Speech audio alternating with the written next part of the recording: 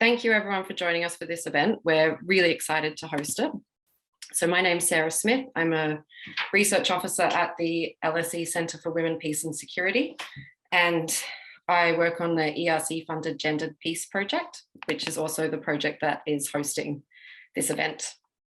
So today we have a panel on visual communication as a methodology in researching peace and conflict. And so we've invited these panelists to share their experiences of using film to centre women's experiences in conflict and peace building, and discuss how it offers a participatory methodology that allows for people to speak and be heard for themselves. So we have a great lineup of speakers that I'm really excited to introduce you to. And they're going to be sharing clips of their work as well. So Marjaana Jauhola holds a PhD in international politics and is a university lecturer and head of discipline in global development studies at the University of Helsinki. Evelyn is the impact manager of the UKRI Gender Justice and Security Hub, which is also based at the Centre for Women, Peace and Security, and is also a researcher at the Berghoff Foundation. Danielle Ibrugo is an award-winning filmmaker and reader in film at Brunel University, London, and currently a visiting professor at Sciences Po. So based on that very brief introduction, I'm going to hand over to very much the experts on this. And Marjaana, would you like to start? Thank you so much, and good afternoon, evening and morning to everyone. And thank you so much for inviting me. And it's quite exciting and important discussion I hope we're gonna have, and which I hope will emerge into a dialogue between us speakers, the host, the chair, and then of course the audience. And I'm going to start my own brief talk with a short video.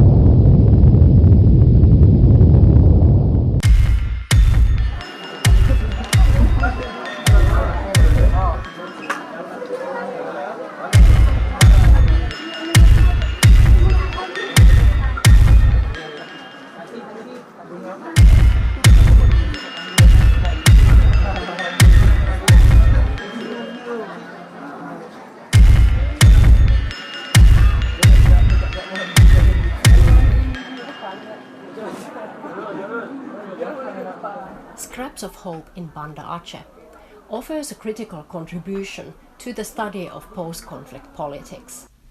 The book examines the rebuilding of the city of Banda Aceh in Aceh, Indonesia, in the aftermath of the celebrated Helsinki-based peace mediation process, 30 years of armed conflict, and the Indian Ocean tsunami. It is a result of life historical and urban ethnographic research. Following the lives of people through their everyday experiences, the book offers insights into the relations of power and structures of violence that are embedded in the peace. It tells a story of layered exiles and displacement, revealing hidden narratives of violence and grief, while exposing struggles over gendered expectations of being good and respectable woman and man. Scraps of Hope in Banda Aceh brings into the light the multiple ways of arranging lives and forming caring and loving relationships. The book consists of 7 chapters and 14 documentary videos.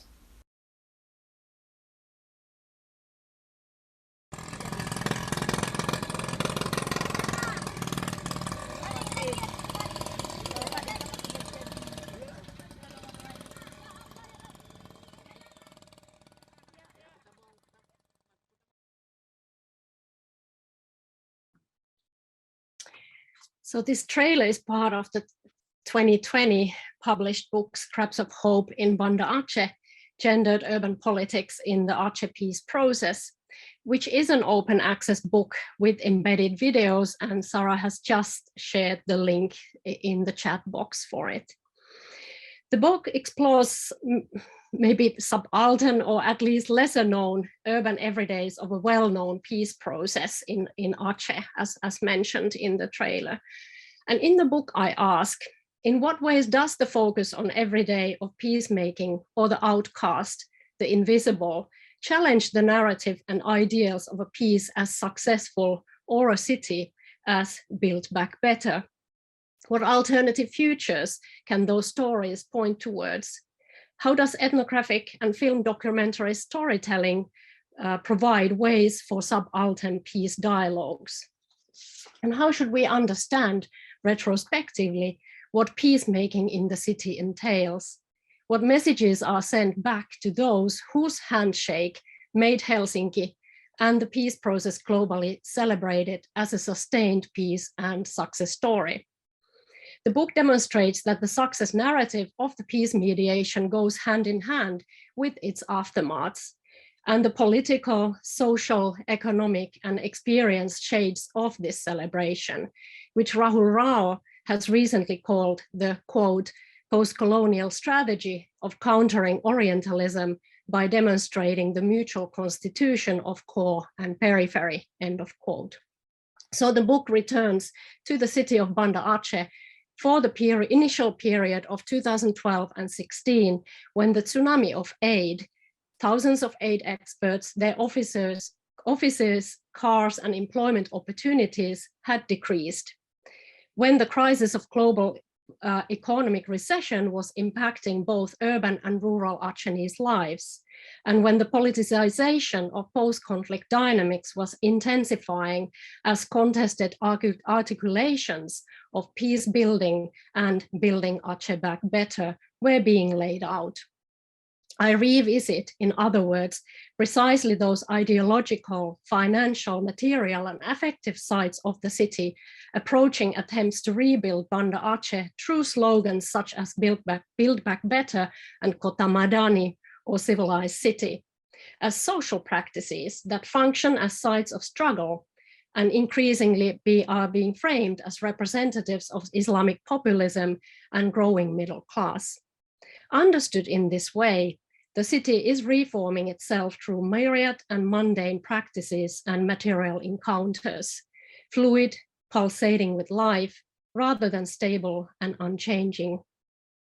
Of the research process itself, in essence, the life historical and visual ethnographic encounters and later screening of videos and in and out of Aceh, together with poet, activist, and trainer Zubaydah Johar, have aimed at challenging and also interrogating the question of research phases. Where does the collection of data and the analysis begin and end? I call the key research process at hand in this project as tumbling scholarship.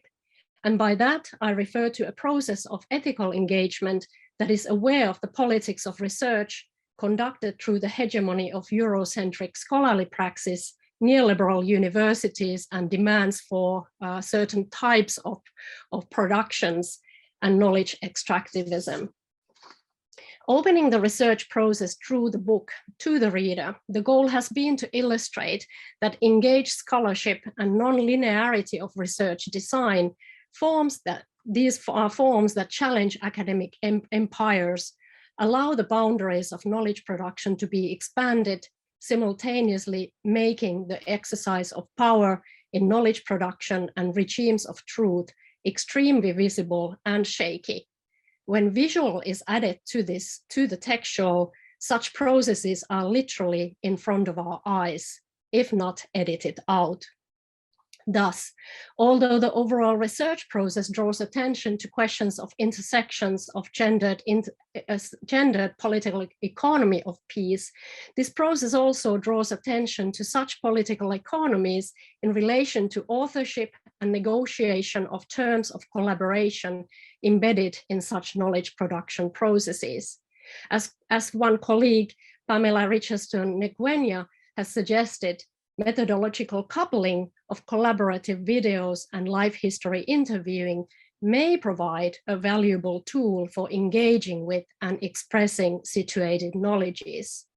Embracing ilmu bodoh, as the former ex-combatant and Sufi healer called it, translated in the book as foolish knowledge, and nurturing co-creative moments of ethnographic encounters and failures in that process point towards incompleteness, attempts to do better that are entangled with whiteness and lures of saviorism, or simply realizations of the impossibility of overcoming structures through individual choices that a researcher with research funding based in the global north has at their hand. During the research process, I and the team had chosen non-textual forms of expression, which over time was turned into over 100 minutes of documentary videos, poetry recitals and video screenings, events, collaborative side projects that allowed emergence of multiple authors and analysts, and walking screenings and lectures. Scholarly choices during the research process point to a number of crucial questions about authorship, recognition, and scholarly rewards. Retrospectively, perhaps the most important part of this ethnographic process is not so much what gets out there under the authorship of Marjaana Jauhola, or even the visual project Scraps of Hope, of which you will see glimpses of today, but the dedication of North Achenese University students and volunteers of one women's organization, who after seeing the screenings and poetry recitals demanded their analytical perspectives and creativity to be nurtured and published. 2 books edited by Zubadah Johar with her dedicated volunteerism, Dalam Keriput yang tak usang, Suara Pemuda dan Jalan Panjang Perdamaian Aceh, collection of writings by students from University of Muhammadiyah, and Bisu yang Bersuara, collection of writings of female survivors of violence in North Aceh, are to me the moments where the research encounters started flying. Finally, I wish to screen one of the life historical videos from the book, from a chapter that follows the journey of a plastic bottle from glossy advertisements to neighborhood kiosks and supermarkets, to its consumers at state bureaucracies, university campuses and homes, the recycling sites and waste management. Giving an agency to the PET bottle and the hands that holds it across the city and its life cycle allows to see connections and disconnections of the city, the symbolic reconstruction of the middle class ideals and piety, the connectedness of consumption and waste in the livelihoods of lower middle classes and the urban poor, such as the queers who struggle to gain respectability and beholding their dignity and piety in the city.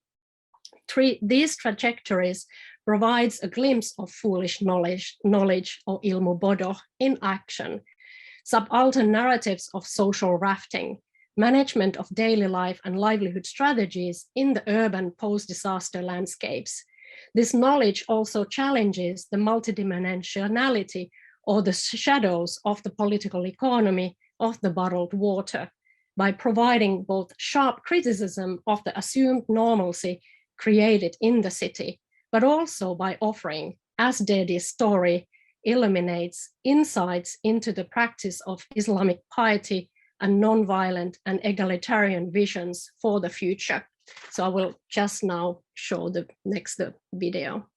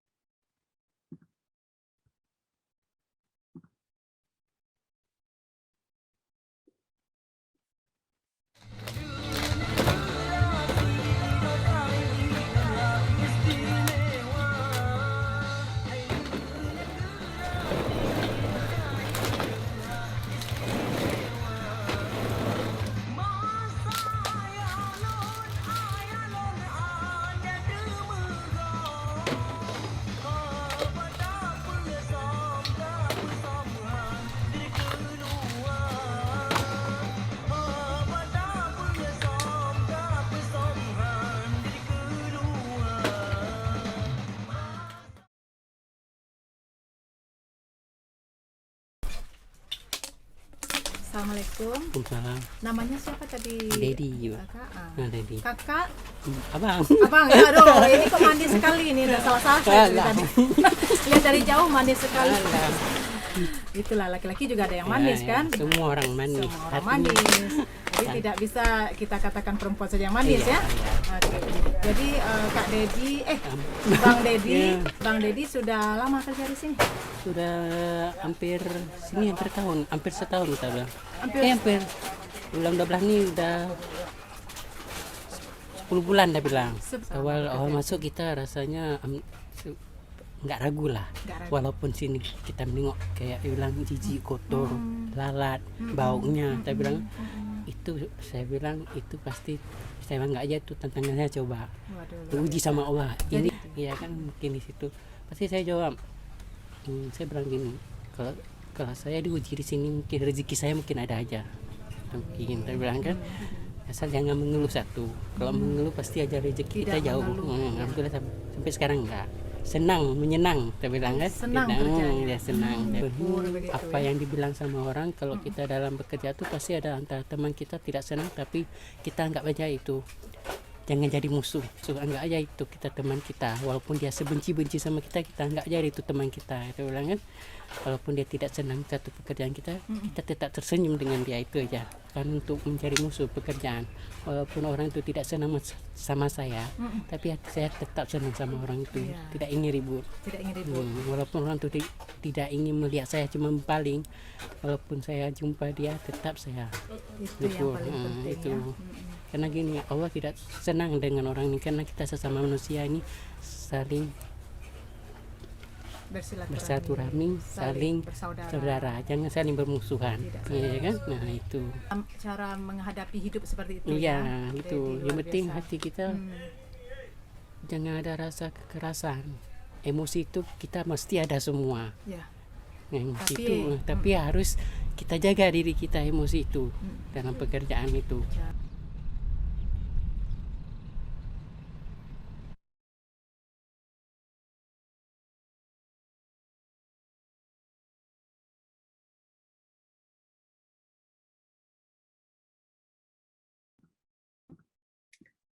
Thank you. Thank you so much, Marjaana, for sharing that. That was really, really great to see. And I think you spoke so richly about the process of developing the book and the film. So I'm really looking forward to being able to speak more to you about it. But right now, I'll pass over to Evelyn. Thank you so much, Sarah, and thank you, Marjaana, for taking us back to Aceh a little bit. I was getting very nostalgic, and it's been a long time I've been there. So thank you for bringing that to us. And thank you also, Sarah, so much for inviting us and bringing us together. I think it's really exciting to hear from my colleagues. Marjaana's book has been on my list since it came out a bit over a year ago. So this is another impetus for me to start get that read. All right, so today I'll be sharing a little bit about my work. Let me just share my screen. I hope this is working. 1 second. There we go. Yeah, so today I'm talking about a project that I've been working on ever since 2018. It is based at the Berker Foundation, which is a conflict transformation NGO that is based in Berlin. And they work on many things, but one of them is on supporting members of armed groups in preparation for peace processes. And in line of that work, this project is also situated as a research project. And then since a couple of weeks ago, this project is also embedded within the Gender Justice and Security Hub, which is based at the LSE Center for WPS. And I'm really excited to be joining my colleagues there. So basically, this is a research project that looks at the long-term reintegration of female combatants in 6 conflict contexts. And we also looked at Aceh, so you already heard a little bit about that context. And we're also doing work in Mindanao, in Nepal, in Burundi, and then now in the newest iteration of it in Colombia and Uganda. There are 2 phases to this project, and today I'll be primarily talking about the first phase. I'll be sharing a little bit of the video, and we also published a booklet which looks like this. I hope it's not being blurred out. It's called I Have to Speak, and I think Sarah will share the link to the booklet in the chat for you as well. We print this booklet in 4 languages, and it's been really well taken up. But today I will focus on the film element that we used. We filmed in local languages, and then it was translated by trusted translators. And you'll see a little bit about that in a minute. What's important about this project is that it was initiated by a female ex-combatant organization in Nepal, and that I worked with so far 7 women who are ex-combatants themselves as co-researchers on this project. And this is Grace Nitunga from Burundi, Salawati Pase from Aceh, Lila Sharma and Trupani Bajali from Nepal, Alabai Bizan and Gypsy Bizan from Mindanao, Leta Lorena from Colombia. I'm also cooperating with Juan Camilo Cruz, who's a Colombian filmmaker and is sort of teaming up with me on this, and I'll be speaking about his role a little bit later as well. What's important is that these women ultimately determined what questions were asked, what topics were explored, and ultimately what stories were told. And I'll give you a little insight of that now before I'll start talking more about methodology that we used in this project. So just bear with me 1 second while I switch the screen.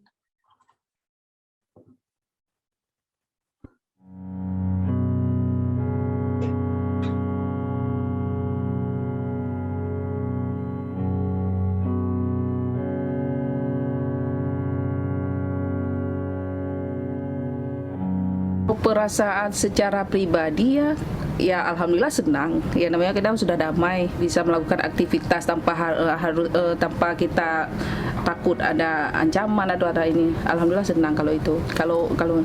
Tapi kalau perasaan yang lain setelah 13 tahun perdamaian itu, kalau dilihat dari sisi perjuangan malah kami tidak mendapatkan apa-apa. Maksudnya baik secara, maksudnya contoh gini. Dulu waktu perang, keberadaan Inung Balai itu, maksudnya semua orang tahu bahwa ada Inung Balai. Tapi setelah bahkan udah berjalan 13 tahun perdamaian ini, itu seolah-olah keberadaan Inung Balai itu tersamarkan, seolah-olah tidak ada sosial, maksudnya kan. Itu agak susah kita ini karena memang Inung Balai sendiri itu tidak terdata semua. Maksudnya hak ini kita bukan cari kaya di sini. Cuman maksudnya gini, yang memang dulunya ekonomi terbengkalai, kita jadi kuat secara ekonomi. Yang memang masih ada ingin melanjutkan sekolah, tolong lihat mereka, kasih jalan lewat mana harus yang mereka lalui supaya sampai ke titik yang mereka mau. Jewe kubera nagenda umwana muto kuko namazeyo y'imyaka 3 n'amezi 8. Baraza bakandamutsa bakamumagara izina ku buryo namaze kumenya izina bamaze kuntazira nkishikaho Goliati sinigenda bumva ibyo cyane kubarambarira ahubwo naratangara nkavuga ntibaramenya ko ibintu byahindutse. Kalau untuk saya sendiri selepas perjuangan itu saya melanjutkan kuliah di sebuah universitas yaitu di Al Muslim, dan selanjutnya saya mengenal sebuah lembaga perempuan yaitu Liga Inung Aceh, dan saat itu saya bergabung dan saya di situ terlibat dalam sosial politik yaitu tentang training capacity building untuk perempuan ekombatan serta juga sosialisasi emosional kepada ekombatan. श्रीमानले भन्ने विशुद्ध एउटा घरको गृहिणी हुनुपर्छ, भित्रबाट बाहिर निक्लिन हुन्न भन्ने उहाँको भनाइ। त्यसपछि मेरो भनाइ के भयो भने म देश र जनताको लागि लडेर आएको मान्छे हो। अहिले पनि म आफ्नो अधिकारको लागि म लडिरहन्छु। मैले बाहिर समाजसेवीका काम पनि गर्नुपर्छ र भित्रै आफ्नो गृहिणी काम पनि गर्छु। म घर परिवार बाहिर सबै धान्छु भन्दाखेरि उहाँले शङ्का र उपशङ्काको घेराबाट धेरै हेर्ने भएको कारणले गर्दाखेरि हाम्रो धेरै लामो समयसम्म झगडा भयो। झगडा हुँदा त्यसपछि गएर ल अन्त तपाईँ आफ्नो बाटो हिँड्नुहोस्, म मेरो बाटो हिँड्छु भनेर मैले उहाँलाई छोडेर म अहिले एक्लै बसेको छु, छोराछोरी साथमा राखेर। In my case, I was already a born fighter. If I survived without a husband, even during those times of hardships during the war years, it was not difficult for me to live again. Sometimes bitter experience in life make better women. It is their tragedy that made them more stronger in life.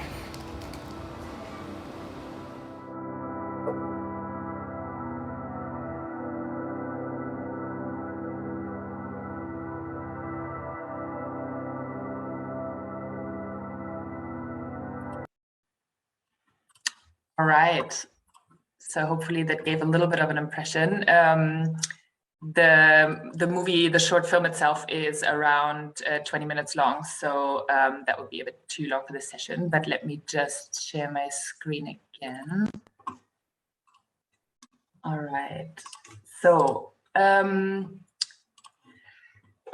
today I'll focus on the documentary filmmaking aspect of it as and share my impression about using it as a feminist method, but I'm also happy to answer any questions about any of the cases if you'd like to. And I brought some images from our work, so I'll just be showing them in the background as I talk. So participatory filmmaking as a method in conflict studies, women in conflict, and in my case, female combatants in particular, I would argue is useful in order to acknowledge the power dynamics and hierarchies between mostly global North researchers studying women in conflict in the global South, as well as to bring this research to new and broader audiences. And I hope to give you a little bit of an honest account of the practicalities and challenges, financial and ethical nature, of conducting this kind of participatory research in global South contexts. But first, a couple of words on why we decided to do it this way and how we did it. So 2 points on why participatory filmmaking in this context would be useful, 2 theoretical and 2 a little bit more practical. So the first one is that I follow Lena Vastapu on this, where she argues that if there are radically different life worlds between me as a researcher and my research participants, which make it almost unfathomable, quote, to the outside observer, using visual participatory methodologies can be useful to look beyond words and make sense of everyday reality and aspirations of the research participants, rather than trying to make sense of them through, the standard methods often used by qualitative conflict researchers, such as interviews. The second point is that it's a potential answer to the question of how to reveal and make visible the complexity of women's roles in conflict without speaking for or about them. And there's an aim to engage women in a way that does not universalize, homogenize their experiences and reinforces, I quote Sophie Harmon, hierarchies of women from the North as speakers and women from the South as those who are spoken of. And of course, there's literature, a lot of literature in IR and other fields about storytelling as a method, about the aesthetic turn, the role of visuality in conflict and global politics, etc. We're thinking of Cynthia Weber, James Aderidan, Bill Callahan, Jeremy McMullen, who also works on combatants, and of course, my 2 co-panelists today. But one book that really stuck with me is Sophie Harmon's 2019 Seeing Politics. And she argues that this kind of method really allows you to acknowledge the discomfort around co-production, especially around financial and material imbalances, which is part of any participatory research, and which should encourage the researcher to critically reflect on the process, rather than precluding this mode of investigation or hiding some of these dilemmas that you have to grapple with when you work this way. So the sort of more two theoretical points. In terms of more practical points, as we all know, I think there's somewhat limited potential with established academic formats. And only through collaboration with the women in research design and implementation in this project was it possible to bring their story across as they intend to, without being limited by academic formats such as journal articles, etc., or by language. And finally, another consideration for me was that the film has the potential to reach a diverse audience, to bring it back to them. In Harmon's words again, to make invisible women visible and to see politics necessitates audience and consumption of that visibility. And just to give you a quick impression of that, the standard academic research output of journal articles and book publications is most certainly largely inaccessible to the female ex-combatant communities that I'm working with. And we can see, I just grabbed some download statistics now from my project, and the video has been viewed about 1,500 times. The booklet that I showed you before in English alone has been downloaded over 7,000 times versus a quite humble roughly 420 downloads of the academic article, which doesn't even tell you how many people actually read it. But a couple of words on how we did the project and how it actually worked. So the 7 co-researchers that I spoke about before were recruited with the help of ex-combatant organizations in each of the countries we work in. The picture that's currently on the screen is from a couple of weeks ago when I was in Colombia doing this work with Violeta on the left, who is a member of ex-member of the FARC, and a person, Isabella, working at the Makipura, which is an organization that works with female ex-combatants and reintegration in Colombia at the moment. And so we recruited these women without any requirements for speaking English, without an academic background, without prior experience of working with the camera. Essentially, all you needed was an interest in the topic and some time to actually do this work. And of course, one area of discomfort that I already mentioned is around money, which is rarely talked about in academic settings. So I make a point of talking about it. Our budget was around 1,000 euros a month for a monthly salary for about 3 months for each of the researchers, which is in parts higher than what they would earn regularly, but also would allow them to spend sufficient time on the project without incurring other losses.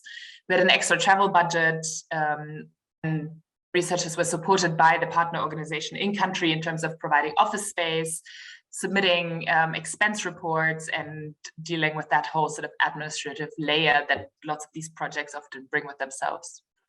And finally, the film equipment that the researchers were using, we were able to leave with them after the project ends. So I think that's one of my favorite parts about the project, that we can actually leave the equipment there, and then they can use it as they wish, basically, after.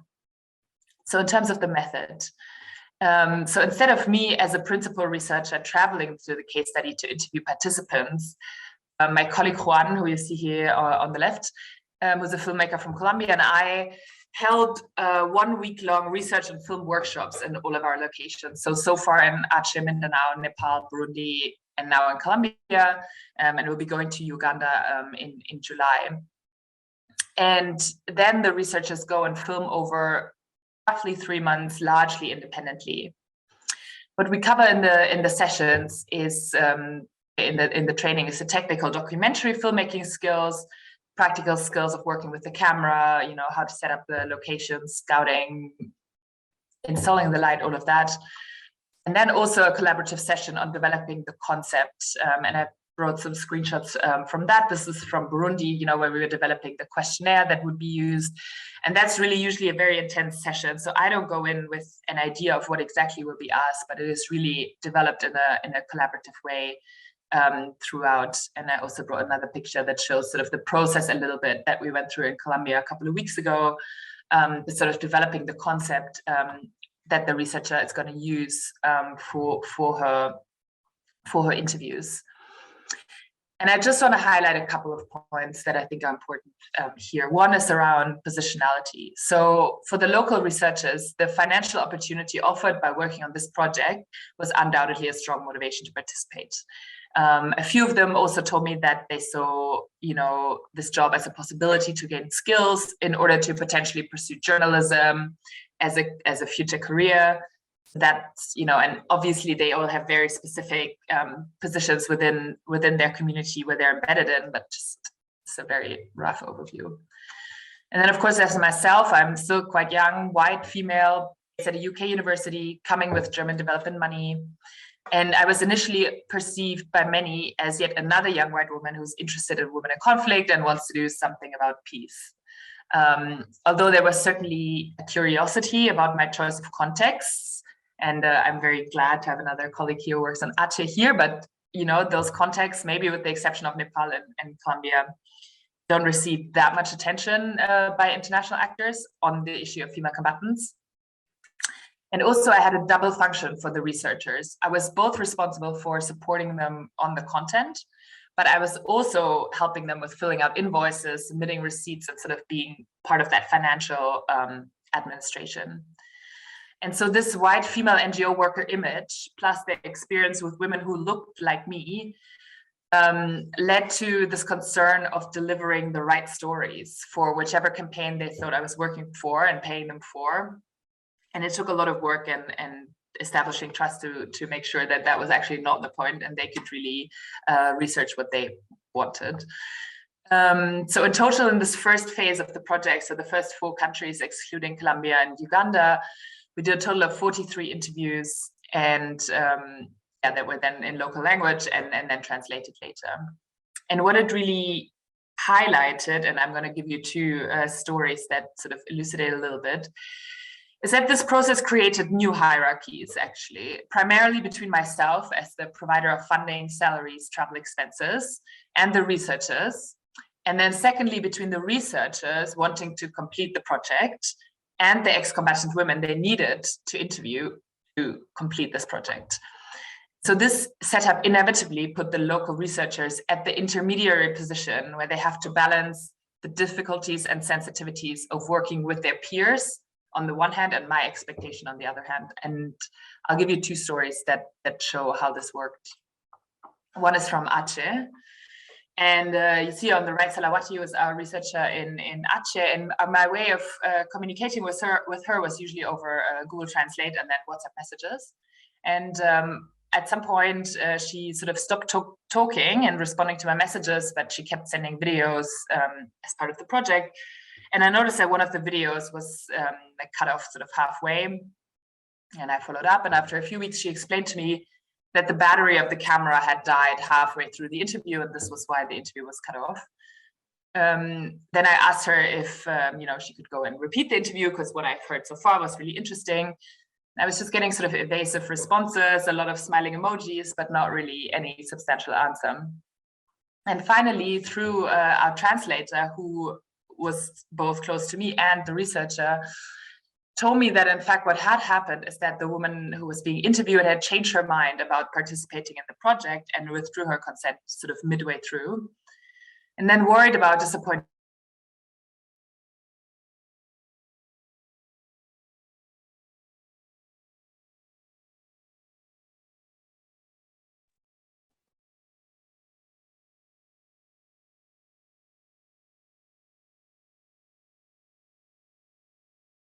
I think we've lost Evelyn. Not Suffer any repercussions if she wouldn't complete the agreed number of interviews. And so that is just one story. Sorry, I'll wrap up in a second.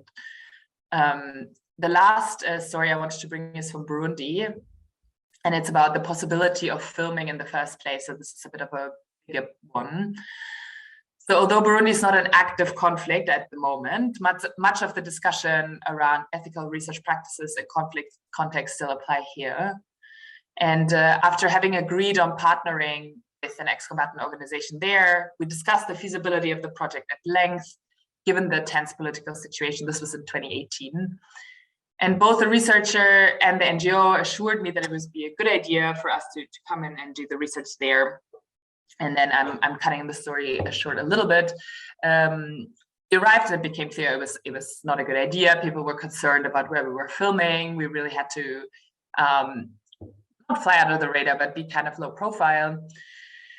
So in the end, it turned out it probably was not the right decision to have gone to Burundi. However, given the funding opportunities of participating and the dwindling support for ex-combatants in Burundi, my sense was that the NGO and our researcher thought it was worth taking the risk of participating, although trying to mitigate the exposure, to establish the potential for future cooperation, either with me or other development actors. And this raises the question, had I known more about the risks of filming in Burundi, should I have canceled the filming? Although this would have eliminated the risk for individuals involved, this would have also ignored their decision to participate and taken away their financial opportunities. So I don't have a solution to that. There's many other stories I could tell you, but just to wrap up and in conclusion, for peace and conflict scholars who are working on marginalized groups such as female ex-combatants and who want to acknowledge and grapple with the hierarchies and power dynamics inherent in doing this kind of research, they might want to consider expanding their methodological approaches and consider participatory filmmaking. It has the potential to allow research participants to represent themselves in their own language and movement. And this is basically one way of doing peace research or IR differently, attempting to make marginalized women's experiences visible and knowable without perpetuating colonial modes of knowledge extraction or telling their stories on their behalf. And rather than claiming that participatory filmmaking is a way to overcome the hierarchies of a white European researcher conducting fieldwork in the global South, or claiming the finding of truly local knowledge. It offers the space to make visible the discomfort of such projects and engage with it. Thank you. Thank you so much, Evelyn. That was really interesting. I think we're getting such a great insight from each of you about, I mean, obviously there's the content of filmmaking and the process of it, as well as how it sits within the academy. And I think they're really important questions to raise. There is a comment in the chat box as well about where we can find the link to your full video. I'll post it. Yeah, if you're able to share that, that would be wonderful. Daniele, can I pass over to you? Yes, absolutely. Hello. Hi, everyone. It's a great pleasure to be presenting today, and I'll add my thanks to the ones already expressed by Evelyn and Marjaana, to Sarah for the invitation. I will be speaking about a project that is in theory is ongoing, is a working process. So unlike the presentation by Evelyn and Marjaana, I won't be able to reflect as much on what has happened, but rather offer some reflections on what is happening, because we are, say, 50% of the way into this project, into the production of this output. The project itself comes out of a British Academy grant, and the overall project is called Memories from the Margins. It started in 2019 and will finish before the end of the year. What I will talk about today, more specifically, is a film, a feature-length documentary that will emerge from the project. Before, I think, screening anything, it might be worth me giving a little bit of context of what we've done. As I said, the project as a whole focuses on attempts to memorialize conflict. It's a project on memory and conflict. Memorialize conflict from the bottom up. So from, say, citizens' efforts as opposed to institutional frameworks. And the main question was what happens when we try to memorialize conflict through informal networks, through informal memories, through discarded accounts, and of course, from the point of view of groups that are or are perceived as being marginal, in contexts where there is either an enforced amnesia over the conflict or outright attempts to impose a specific narrative, outright attempts by state authorities or by one specific party to the conflict to impose a one-dimensional narrative over what has happened. And of course, in this way, to reproduce some of the injustices, marginalizations that have taken place during the conflict, or even in some cases that gave rise to the conflict itself. And so what we were trying to understand, because I said this is ongoing, is what is the power, if any, of these memorialization processes and practices to dent, to undermine, to destabilize these hegemonic discourses, imposed narratives, and also, of course, imposed oblivions, because it's not, of course, always about making a point. It might be about not making a point, not bringing something to visibility. And what is the power of these practices that are informal, that are bottom-up, and so on and so forth, to advance question of justice, gender justice, in the case I'll show today, but also accountability, or even just to open up space of dissent. So the intuition when we presented the project was that the arts somehow would be a space where something like this could happen, where these processes could happen, or at least would be an interesting way to create a space where something like this could happen. It might be worth also saying that, unlike my colleagues, I do not come from a political science or international relations background. And so the work that I do emerges from a visual practice, from an art practice already. So some of whilst the end result might be very similar, some of the questions I ask myself, or some of the sensitivity that I brought into this, the type of concerns that I have, might be slightly different. and I work as a practicing filmmaker first and foremost.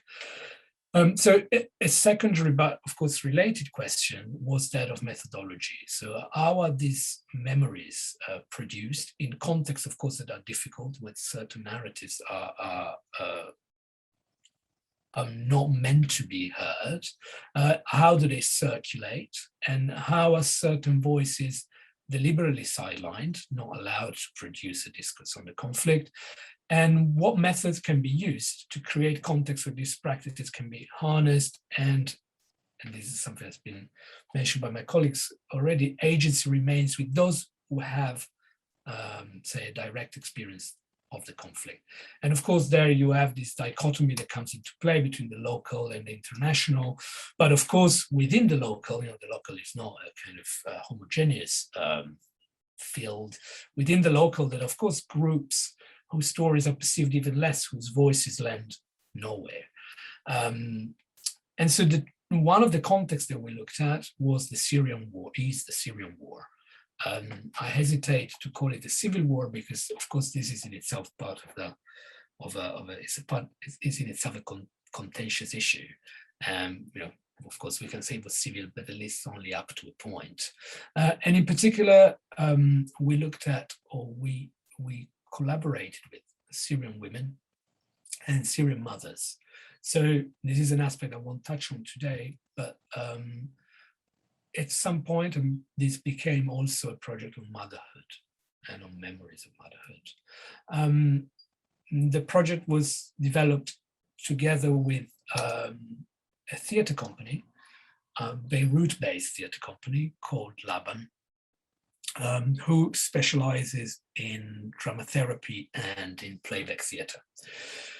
So it was clear to us since the very beginning, since the outset, since the design phase of the project, that we were not going to conduct interviews or even to do observations.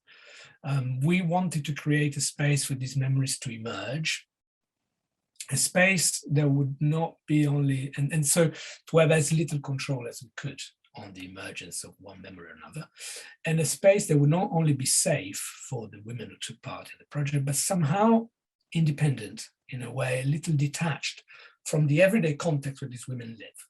So we were interested, and we remain interested, in how distance, as opposed to proximity, could facilitate these kind of processes.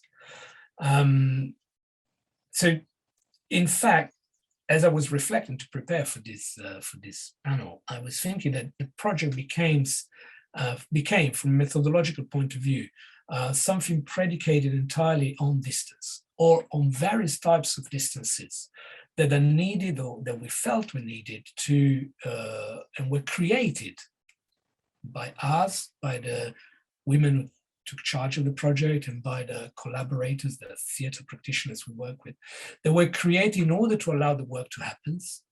But of course, also on the distance, the original distance of between the experience and the moment of recollection. This being a project about memory, this distance between the lived experience, the events, and the recollection of the events was of course going to play a crucial role, and it was not something that it was possible to, or even helpful to eliminate. So really it was about distance as opposed to proximity. It was about understanding degrees of distance, and understanding how this distance could help the work, could facilitate the work, could make the work happen. In terms of the people that we collaborated with, the people that ultimately took over the project, these are all refugee women, all Syrians from different areas in Syria, rural and urban, with ages varying between 22, I think, and 45. And they're all women who live in urban refugee camps in Lebanon, so not in the tented camp, but camps that are actually part of the city. And in fact, most of them live in Shatila, in the camp of Shatila, which was created in 1949 for Palestinian refugees, for about 5,000 Palestinian refugees, and now hosts 30,000 people, nearly 30,000 people. There are Palestinians, but of course Syrians and Lebanese. And for those who are not familiar with Shatila, it is a difficult place. It is very overcrowded, has very limited infrastructure such as running water and sewage systems, and has overhanging electricity wires that cause the death of 10 to 12 children every year. So it's not an easy place to live, and I think this is important because it explains something about the clip that you will see. The training itself, the project itself, took place in Shatila. So for the women, it was difficult to travel outside of the camp. So we decided to bring the training to the camp. In terms of distance, as I said, there were two main elements of distance in terms of how the project was delivered and how it happened. Two methodological decisions, as it were. One was to work through theatre, through performative practices, and the other one was to work through film and to try and find a space between these two. So in a nutshell, the women who volunteered to participate in the project were trained for 30 consecutive weeks in playback theatre by Laban, by the company we collaborate with, who is a Lebanese company. Playback theatre is an improvisational form of theatre involving a lot of physical work, physical theatre as well, where participants share their stories and see them reenacted by somebody else. So the entire training process was filmed, resulting in about 90 hours of footage, which we're very patiently now going through and trying to slowly unpick the many layers that are recorded there. This will take quite some time, and it was filmed by one cameraman who was herself a refugee woman, a Syrian woman living in Lebanon. The project, of course, was about sharing memories of the conflict. It was about these women sharing their memories, the recollections of the conflict, and this sharing of memories happened very slowly, perhaps more so than we had expected. They began opening up after 2.5 months, so after 8-9 sessions, and opened up primarily through body language. So meaning that before they could verbalize what they had been through, they started talking through their bodies, meaning they started using the space and using and moving through the space in a different way. But they also started allowing the camera to record a set of emotions and somatic changes that initially they wouldn't express. So towards the end of this process, which, as I said, lasted 32 weeks, we gathered 150 small fragmentary memories. There was one of the researchers keeping a log of these conversations, and many longer stories, more say narrative, more fully formed narratives. They range from happy childhood moments to early marriages, to living under siege, to family bereavements, to living under bombing, to the very perilous journey they made into Lebanon. Some of them had to drug their children in order to make this trip, to the very difficult situation of living in Lebanon, to the extent that some of them expressed regret of having left Syria and having left the war in the first place, to their very ambiguous relationship with their work. Some of these women work in embroidery, and they perceive this work both, of course, as a way to put food on the table and to a certain extent to in their words, to emancipate themselves from their husbands and from the men in their family, because they become the main breadwinner, but also as a trap, of course, preventing them from developing further, because all of their time is dedicated to this very slow kind of work, but also to their own self-reflection on becoming refugees. Of course, none of these women was born a refugee, which of course is something that happens, but they became refugees, and they had very different lives before. And of course, to the stigma of being Syrian in Lebanon, but also much smaller, much more micro, mundane, ordinary things, such as a pair of red shoes, or a meal, or a specific phone call with a relative, or a Superman outfit that they brought for their children. So it was a really interesting mix of narratives that were very intimately related to the experience of living and fleeing conflict, to others that were much more, if you want, intimate and in a sense much more universal, such as buying a gift for their children. But of course, film had also recorded a whole set of non-verbal expressions that were at times more telling than the narratives themselves. For instance, the repetitive nature of this embroidery work contrasted with the willingness and appetite for dancing and singing, and in general let their bodies do in the theatre space the things that they couldn't do outside. They live in very, very confined spaces, in rooms, essentially, in small houses that have maybe 1 or 2 rooms. And so this ability to move through the space was something that became extremely important for them. And for instance, the ability to be moved to tears or to laugh out loud whilst recollecting both happy and tragic events, meaning laughing at tragedy and crying at happiness. These elements that were recorded on film became extremely meaningful because, of course, film has this ability to amplify individual moments and to kind of change the hierarchy of signification, meaning that something that is very small can be made to appear equally as important, as significant as an event that has marked, say, for instance, the course of the Syrian war. Now, importantly, this was, of course, built in the form of the work that we were doing. The stories emerged not through a question and answer system, but were always occasioned through either a performative exercise, and this is what playback theatre does, or the interactions in the group. We did not want to use a confessional mode. We have made a confessional film in the past, and it works in certain cases, but we wanted this experience straight away to be collective, precisely because the intention was that of looking at how collective memories are produced, and to form some kind of collective, also to break the isolation that these women often live into, so that their words would immediately land to a group that will respond. And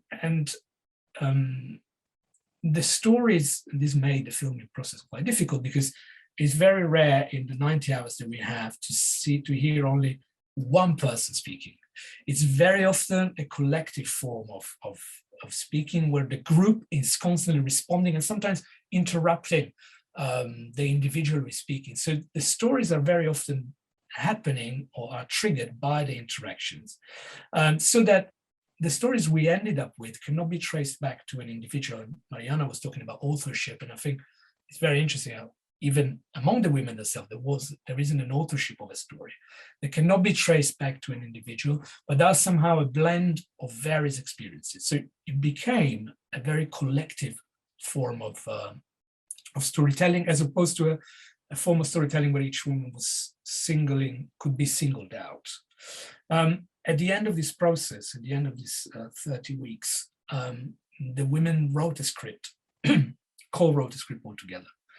And the script is a mix of the gestures and the stories that were shared. It was performed for the first time in Beirut. So they performed in a theater in front of an audience of other refugee women. So somehow we abandoned the playback form because they insisted that this would need to be written down and they should be able to hand it to other women in similar situation. And then I was there in February, and after the show, we spoke with the women at length on camera to try to get some reflections. And this was the first time where they were speaking alone. They were speaking on an individual basis. And interestingly, they decided to call the play Strangers. And what I'm about to show you is inevitably a very incomplete and messy extract from some of the modes of interactions that we've captured. So you see some of the physical work, you see some of the play that they performed and wrote, and you see little fragments of interviews. It's very short, and I'll share it in a second. I very much hope that the file will work with the sound as well. Let's have a look. Sarah, if the sound doesn't work, can you tell me somehow? Absolutely, yes. Okay.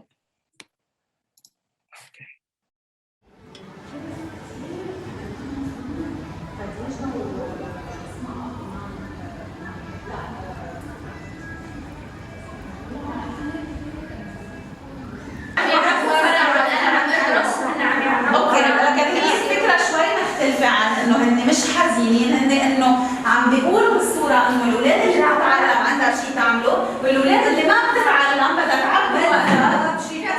كنت مفكر بيروت انه مثل ما حكيت هي الروشه، هي مشاوير، هي يعني بلد حريه، بلد منه مثل ريفنا، منه مثل الحكم اللي عايشين فيه. كنت متوقع حالي اجي لهون خلص اني حره، اني طليقه، اني واولادي وجوزي والكل بنعمل شو ما بدنا.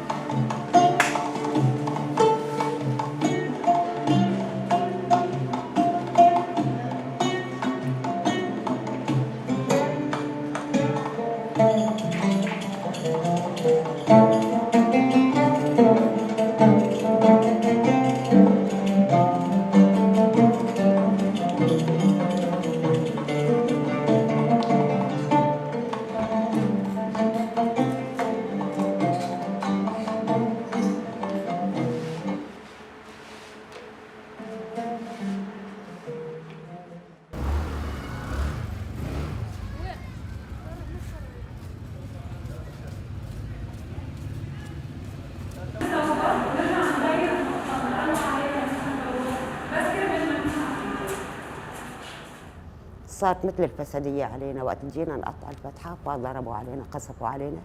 في أنا كنت أنا وأخوي وابن أخوي وابن أخوي وابن أخوي الثاني، حطينا رؤوسنا هيك يحب بعضنا، وإجت قذيفة بالنص نزلت بالتراب، ما فجريت، طلعنا ببعضنا وصرنا نبكي.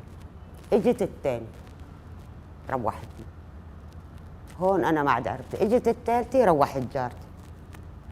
لحتى وصلت عاد ما عرفت مين وصلني عاد نحو حسين. ضليت شي 3 أيام 4 أيام مصروعة أو شيء هيك يعني ما لحد الآن يعني بس أسمع صوت طيارة يعني جسمي كله بنام. إلى بين ما طعمونا ونظفونا من هالتراب هيك حتى صرنا نستوعب صرنا نسأل فلان فلان فلان. هلا أنا وقت طلعت من حد إنه هن هيك بالأرض ما أستوعب إنه هذا أخوي هذا ابن أخوي هذا ما ضل لي حدا يعني.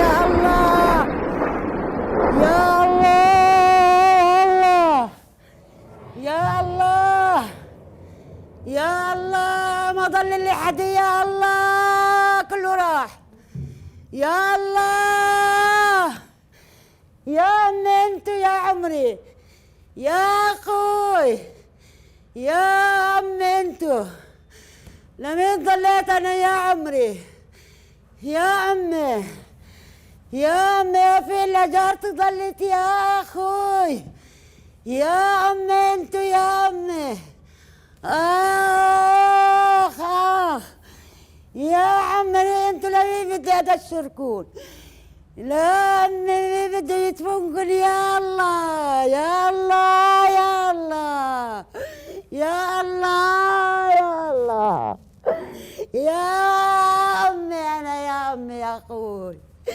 يا عمري يا عمري يا عمري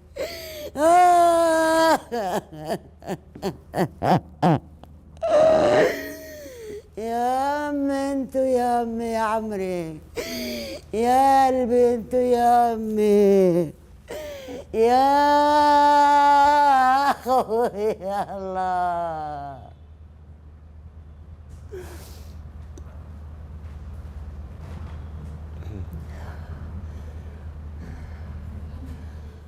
Thank you so much for that. That was so wonderful to watch and to see. And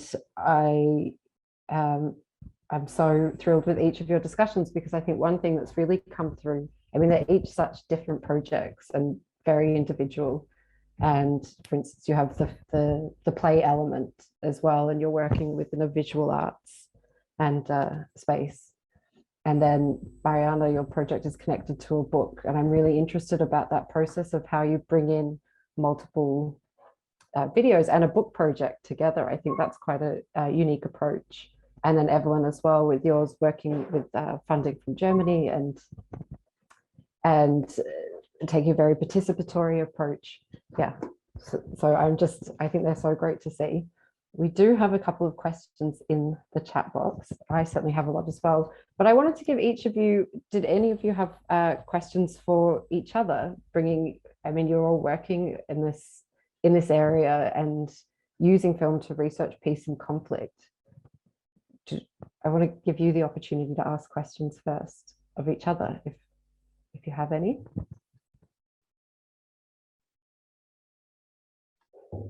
Okay, I have questions. if you're letting us, thank you both so much. I try to keep it brief to leave space for the audience. But for Marjaana, just a question of like, how was the process of filming in Aceh? Like I saw in the clip you shared that you had a different person interviewing. Like, how were you involved? How did you manage that? I'm obviously asking for my participatory hat on. Like, how did that work? And for Daniele, I had the question of basically how does it work? Like this really lengthy process. Like, are you hiring the women who are participating in the theater approach for that time, or like how do they get compensated for participating? And I mean, 30 weeks is a really long process. So just basically, how do you navigate that?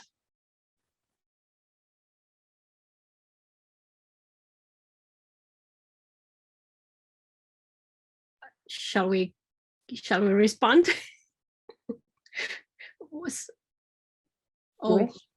Yeah, sure.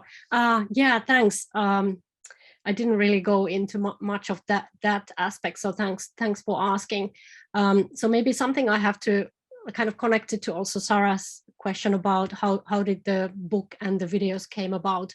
So even before I guess I'm influenced quite a lot from work of Cindy Weber, who when the technology wasn't yet there, started with films, but ended up also writing a book, I'm an American, of the I'm an American project. And at that time when that book came out, I was kind of hoping that maybe one day there'll be technologies that actually allow ethnographic writing not to be separate from the films, but actually the videos will be inside the book, so to say. But however, even that dream kind of was there. This research itself started with no cameras.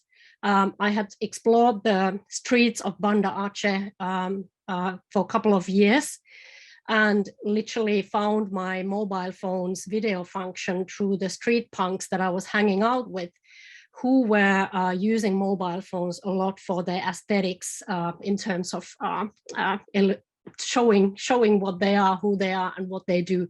So literally the very first video I've ever made was when following at nighttime the punks in Banda Aceh and realizing that I can actually record with my mobile phone.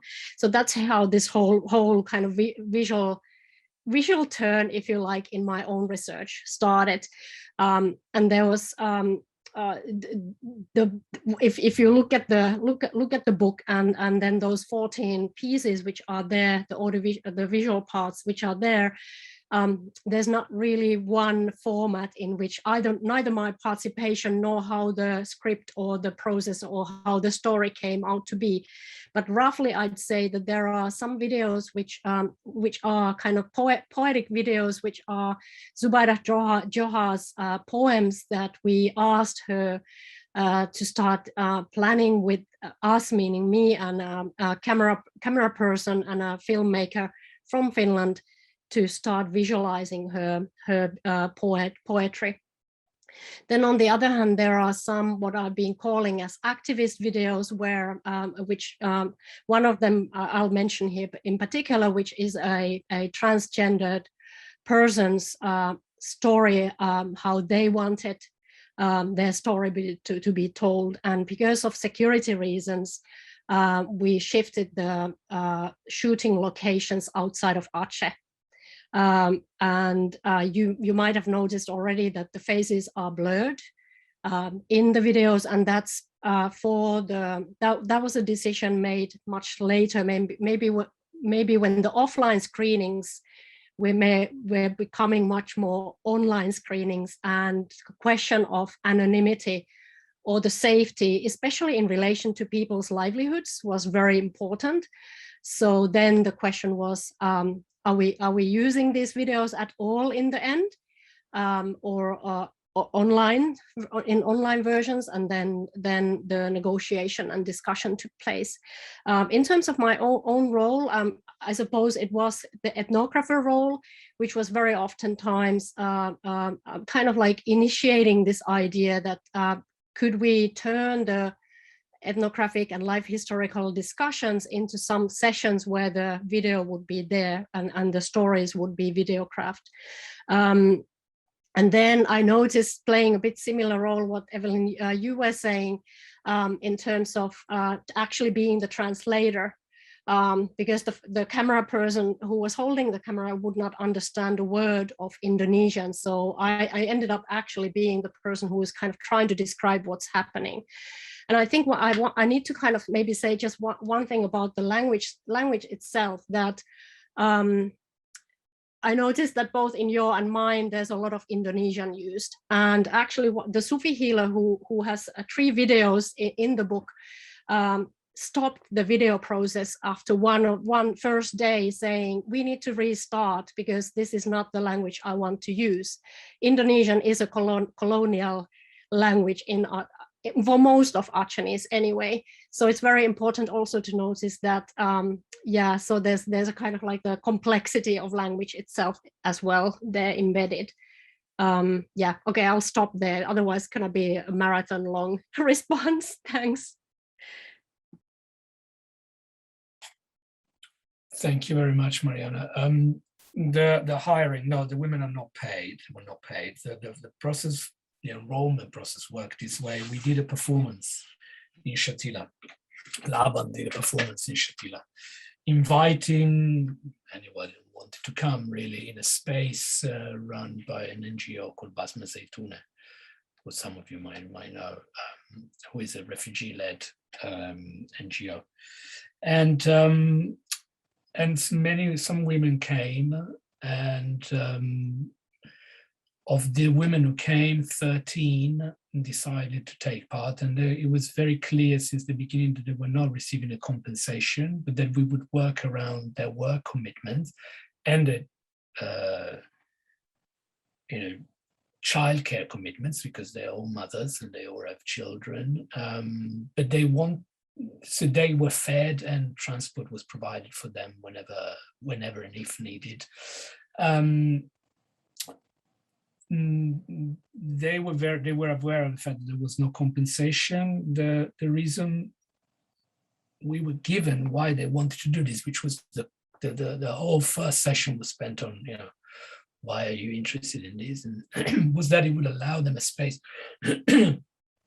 for themselves that they wouldn't exist otherwise in any respect in their life, where they would be constantly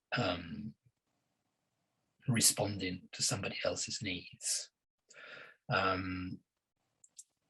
And probably those who came were the ones who had the time to give, but nobody, and this was to my huge surprise, nobody dropped out. I think a couple of ladies missed a couple of sessions, but they were always there, and they started, in the feedback that they gave, they were actually, many of them repeated how they were looking forward to this, because it was something so very different from what they would otherwise do with their time. And it became so meaningful to them that in fact now they want to continue performing the play, and they would like the training to restart. And so they're actually now organizing themselves, because our project is kind of over, to have more of this training made available to them. But of course, I mean, it could have happened that nobody turned up, and the project would have probably had to take a different approach. But the response was overwhelming, really overwhelming. Thank you. We do have a couple of questions in the chat, and we've got 11 minutes left, so I'm very conscious of that. But one thing that really struck me when each of you were talking is how much is lost when we try to communicate without all these layers that you've been speaking of. So Daniele, you talked about body language, and then Marjaana and Evelyn, in your clips as well, was very evident around how being able to speak in your own voice, for instance, is, and being present as, in the film, like how much of a difference that makes, and then over a different time period as well. So Marjaana, your project is quite long term.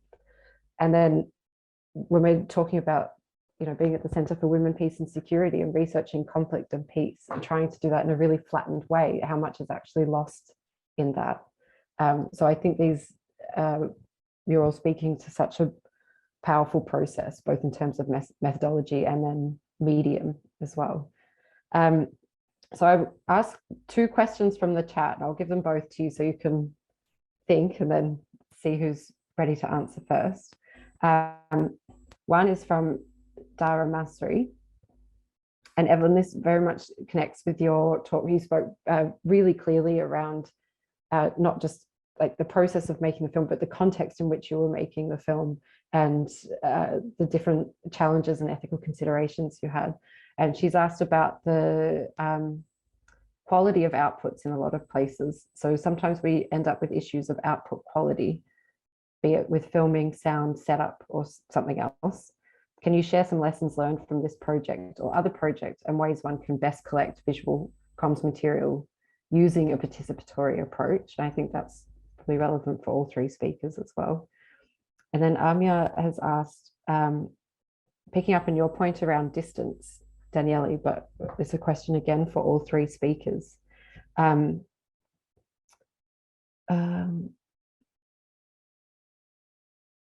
So she's working on a project also looking at distance, but they're analysing documentary pictures and other visual representations. So the researcher is physically distant from the visual. But in each of your examples, you're involved in making the films. So you're part of the creation of that visual. Do you, or how do you think that proximity in crafting the visuals influences the research process? Does anyone want to go first? I can take this later one. Okay. I don't think, in my view at least, there isn't the making of the films and the research as two separate things. The film is the research and the research is the film. There is no separation really between the two. And if there was, I would be doing things in a very different way. Because that's why we set up this space where certain things might happen, and then they might happen in one way, they might happen in another. This is the research process. Relinquishing this control and exploring is the making of the film. It's not, I don't think there are two levels. One that is that we do the film and then you do the research. The research is also done through the film. Like the cameras and the theater and the performative elements are the tools of the research. Like you read a text and take notes, and I don't think there are two different levels here. And also this is, by the way, not just proper to research. I mean, when you make a film as a filmmaker, you constantly step back and think about what you've done. It's not just research as a thing. So it's part of the craft and of the practice of making films to think and to think about what you've done, to think about the direction things are taking. Filmmaking is not a mechanism.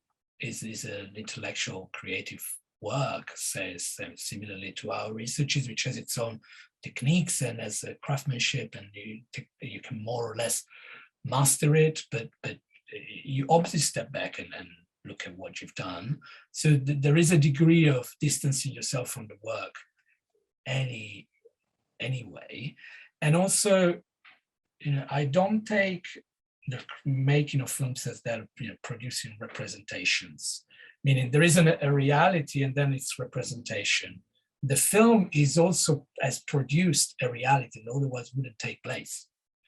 These women wouldn't talk to each other in a way, probably, and wouldn't talk to each other in this way, wouldn't express themselves in this way, if it wasn't because this space was created in a way for that type of specific interaction to happen. So the film is that reality in a way, or at least it is shards of that reality. I'm very wary of separating levels like this. I cannot do it myself and don't really want to do it. And then my very final point, I also do not think the research like this, and someone might find this really wrong, but can be done with objectivity in view. I find objectivity to be an obstacle to doing this kind of work. What does that yield? Trying to be objective in the face of this, I don't think it yields very much for me. Thank you. Evelyn, I saw some nodding. Yeah, no, I really agree. And you put it so wonderfully. I really agree with the point that the process cannot be separated. And I also, I mean, the research is the process, the filming is the research is the process. And I really agree with that. And also very much agree on the idea of objectivity. I often get asked this, like, how do you ensure objectivity when you're only talking to female ex-combatants through the perspective of female ex-combatants? And I'm like, it's not the point. Just to pick up very briefly on the first question of lessons learned and quality of output. Yeah, obviously a challenge of all the videos we filmed, not all of them were sort of usable to be included in any sort of visual output. Sometimes, I mean, sound I think was our biggest problem, as it is so often with film. And you even notice in the clip I shared, one of them in Aceh was filmed on like a tiny island, and like trying to find a location that doesn't have the ocean screaming in the background is impossible. So you'll always be faced with these obstacles. But ultimately, I think for me, it's not so much about, there will be imperfections. So there is that, but I also, and I think it's really interesting to hear Daniele's perspective on all of this so much, because he comes from the filmmaker perspective, like sort of more from the arts and not from, the political science kind of background. And I get that also with the filmmaker I work with. that he really pays a lot of attention to also the aesthetic of it and like what we're trying to create. And just one point on the distance there is that, and sort of 2 points. One point on the distance is that what I find is that I become very sympathetic to the people that I'm working with, obviously. And then at times I find it impossible basically to distance myself from the things they're telling me. And then sometimes watching the material later kind of creates that distance. I don't know, I haven't thought through this before, but as we're working, there's no distance. And then later I watch the movie and I hear the stories that we have created sort of together. And that sort of takes me back and it's like, oh, wow, some of these stories are really, I don't know, crazy. And I didn't feel that in the moment that we were creating them. So I find that a bit of an interesting note. And finally, back to the lessons learned for 1 second. In the first round of the project, the original plan was to do the editing also in a joint process, which is impossible for time and capacity reasons. So in the second round that we're doing now, where we have different funding, we put a lot of time aside to do that, because I think that's really important for me. Like what we did in the editing in the first round is to go back and forth a lot. And like we selected something, we checked it, they said, no, we want this in, so we did this, but we really want to do it in a more, like when we're actually in the same room kind of setting. So that maybe is my last point. And since Sarah dropped out, I'll just hand over to Marjaana. Oh, she's here. Okay. I'm here. Sorry. Thanks. I agree with. But I was going to hand over to Marjaana. Okay, thanks. So just agreeing that I feel that like the non-separation or like there's no separation, and just giving one example of this. So as the formal peace process was negotiated and mediated in Finland, in here where I reside, and I've lived and I was born here. So it was literally that entry point to kind of start the conversations. And in my research, I realized like maybe half of the time we also were talking about my life. What is Finland? What is this mythical place called Helsinki? Which at the time, it's very important to maybe notice that that time when my research was most intense in Aceh was when that whole peace process was still super visible in the streets. You would have banners, you would have posters, you would have calendars of that handshake. So literally, I kind of was somehow the vehicle to kind of, when people met me as an outsider and noticed that I come from that city they have never been to, but they've heard of, it was a way to start channeling stories of my religiously conservative family, for example, and how do I then connect to whatever politics of Islam is going on in Aceh. So it's really kind of different, like I don't like, and even the visuals, like they are the encounters, and with the failures, with the feelings that, oh, I don't want to show myself like this. But I thought that's precisely the act of editing and polishing what we end up doing in the written text very often. But I thought when discussing the editing parts of things, we wanted to leave those awkward moments also to be there, such as the misrecognition of someone, which you saw in that short one I showed. In terms of the question of online, offline thing, I mean, it's been very, very interesting to have, first of all, the initial rough cuts to be shown to each one of the participants, and then negotiate what needs to be left out from the point of view of their security, but also their comfortability in terms of what's being said. So there are like multiple different versions, first of all, of course, and then these screenings have happened then after they've given consent for the final versions. And then when the unblurred faces were still there in the offline discussions, I actually always started the conversations about safety and violence of visuals or violence of visibility. And that relates to that political context where Aceh was at that time, where it was really contested internally by the ex-combatants and the parties they had formed and the kind of political elites that were arguing about the future. So it was very important to start noticing that whatever visuals there might be, we don't know what the situation may be in 4 years' time. And there were cases where we could see that it was worth protecting the individuals.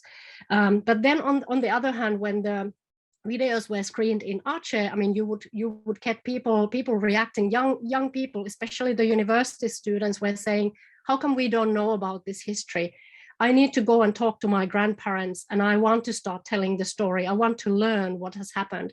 So it's actually kind of like and the connection of Finnish people then, because they feel there's this feeling that we are so proud of something, yet they have no idea what the realities and everyday lives in Aceh are. So I screened also here in Finland in schools, in library spaces and so on. And it was very important to be there when the screenings were happening. And there you can, of course, critique that then the researcher becomes the interpreter, obviously. But I was trying to kind of provide enough contextual information so that a story is not seen as a victim story only, but these kinds of scraps of hope would be then laid out as well and discussed.